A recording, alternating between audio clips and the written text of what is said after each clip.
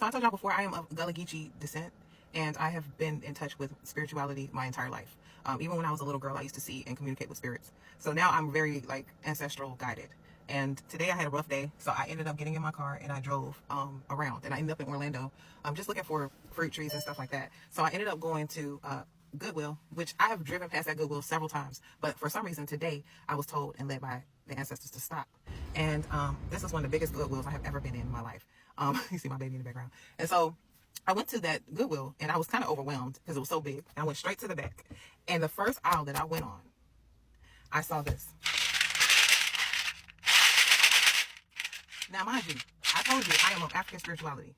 So people who are from that cloth understand what this is. This is called an African gourd. It is used during spiritual practices, and it's also used to communicate with the ancestors. I saw this for $5 at Goodwill. This retails for $200. When I found this, I knew that the ancestors was talking to me. I knew right away that they were speaking to me directly, and they told me to get this.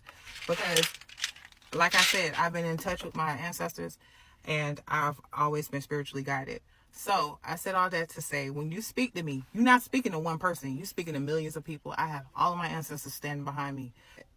I'm just so grateful that my ancestors reached out to me and spoke to me today with that. And now I know going forward, it ain't going to be no skin off my back.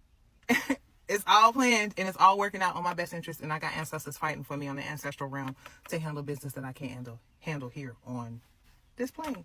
So yeah, if you're feeling down, know that you got some spirit guides. Reach out to your spiritual leaders and you'll get through it, because I know my ancestors finna take care of me big time. Y'all have a good one.